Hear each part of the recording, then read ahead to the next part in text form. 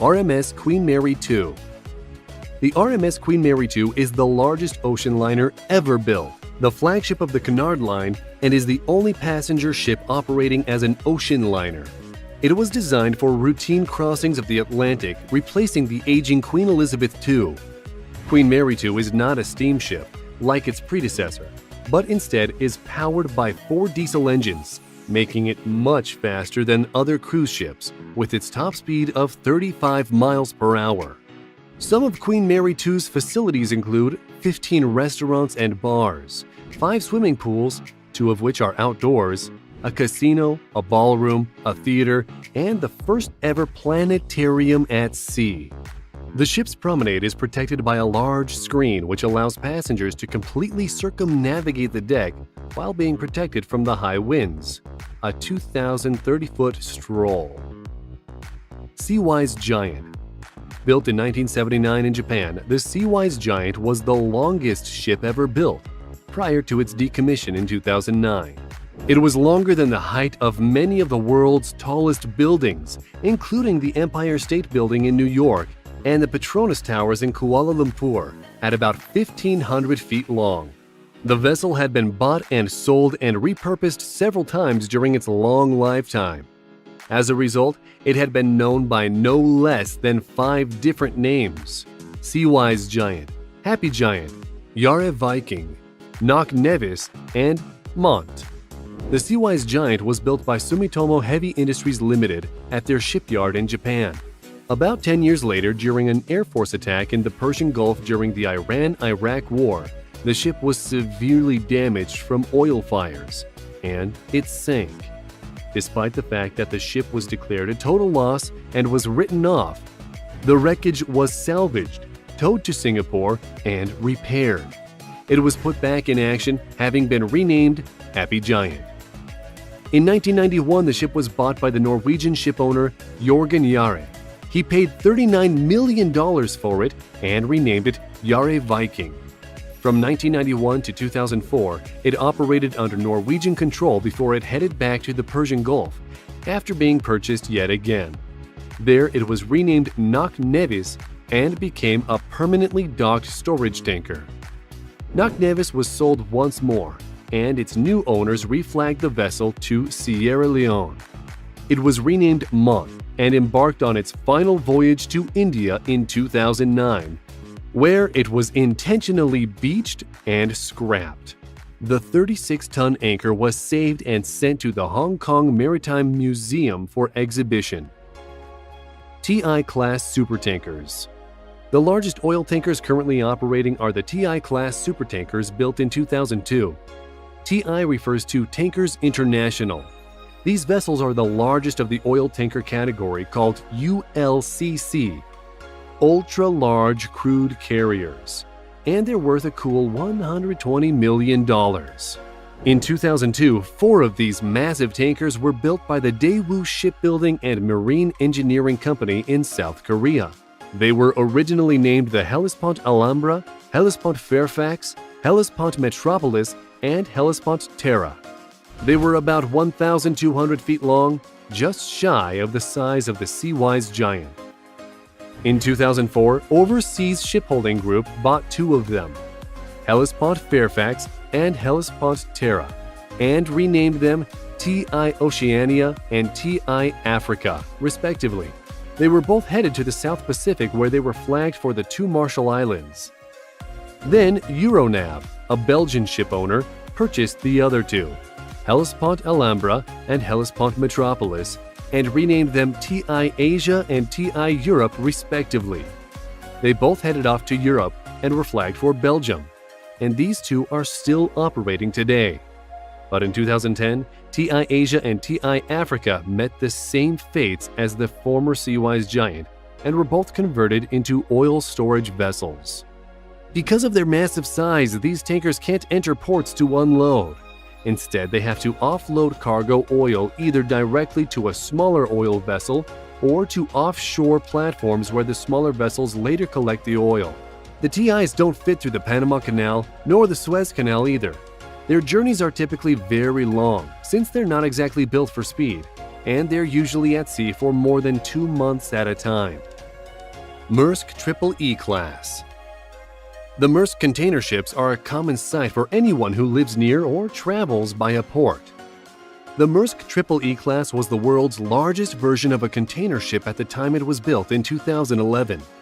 Triple E in Triple E Class stands for economy of scale, energy efficient, and environmentally improved. When you see a Merce container ship and its giant familiar logo, you'll also see piles of containers upon piles of containers. 23 rows of containers can fit across the width of the ship, and they pile up to 10 high, with a capacity of 18,000 containers in total. When sailing across the oceans, the speed of 25.5 knots makes it one of the fastest of this type of vessels in the world. It is powered by an impressive twin diesel engine design, and the engine alone weighs 2,300 tons. CSCL Globe. The CSCL Globe, built in 2014, is the largest container ship in the world, taking the place of the Merce Triple E Class. The CSCL Globe is the first of 5 identical container ships to be built at the Hyundai Heavy Industries shipyard in Ulsan, South Korea. These are the biggest container ships in the world. The CSCL Globe is 1,200 feet long, 200 feet wide, with a depth of 100 feet. The large container ship is equivalent to the size of 4 football fields.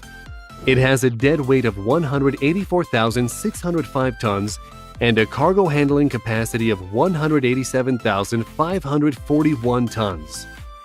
That means it can hold 19,120-foot containers, for 1,000 more than the Merce Triple E Class.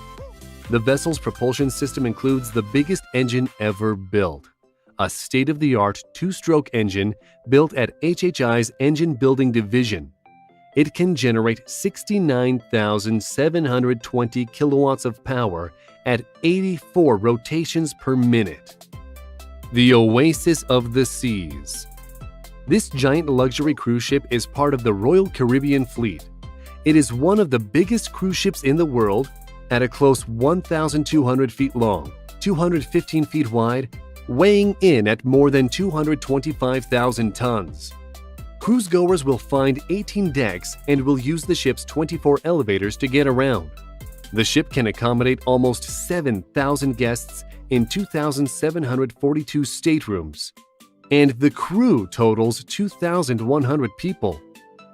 The ship has so much to offer its guests that there is no reason for them to even disembark at a destination. The ship itself is the vacation. It's basically a floating island. The attractions include a foliage-filled Central Park, 2 rock climbing walls, 6 whirlpools, and 4 swimming pools, including the impressive Aqua Theater pool, which is 18 feet deep and is one of the largest pools at sea. There's even an ice skating rink, a sports court, several spas and fitness centers, and movie theaters. And if you're bored, you can surf in one of the 2 Flowrider surf simulators. After all that activity, guests can dine at one of 20 restaurants with 20 chefs and 222 cooks. For after hours, there are 11 clubs and bars, and 7 retail stores are available for anything you may have forgotten to bring on board. QMAX ships. The QMAX monsters are tank ships called LNG, which transport liquefied natural gas. Hence the name. The QMAX ships were built in 2009 by Samsung Heavy Industries in South Korea. There are 14 of the ships built at the same time. Q stands for Qatar, and MAX for the maximum size of ship permitted to dock at the LNG terminals in Qatar. The LNG carrier design features 4 or 6 tanks located along the central line of the vessel, holding 266,000 cubic meters of LNG. The first trip by a QMAX tanker was completed the same year it was built, traveling to the port of Bilbao, Spain, having transited the Suez Canal for the first time, a feat not possible by many of the giants on our list. MV Blue Marlin. Imagine a ship so big that it transports other ships. In order to transport a ship that still isn't ocean-ready, or perhaps a damaged warship, or even move a gigantic oil rig, A massive vessel is required. The MV Blue Marlin is an HLC or heavy load carrier, built in the year 2000 by the Dutch company Seawise. It is designed to transport very large semi-submersible drilling rigs above the ship's deck. The ship loads its cargo by submerging the deck below the water by way of ballasts, and then raising the cargo by emptying the ballasts. The ship has an overall length of about 1,300 feet and a dead weight of 56,000 metric tons. It requires a lot of power to transport such heavy things and has a main engine output of 12,640 kilowatts, which translates to 17,160 base horsepower. The ship can accommodate a crew of 60 with its 38 cabins. The crew can also stay fit on board with a fitness room, sauna, and swimming pool. Russian nuclear icebreaker. A nuclear-powered icebreaker is a ship used in the northern sea routes that are covered with ice. The only country building nuclear-powered icebreakers is Russia. Nuclear-powered icebreakers are much more powerful than their diesel engine counterparts.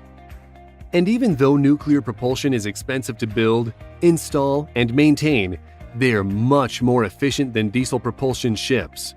Diesel engines have a limited range before they need to refuel, and the difficulty of refueling in an Arctic region make the diesel vessels less practical and economical for icebreaking. The nuclear-powered vessels eliminate the need for refueling.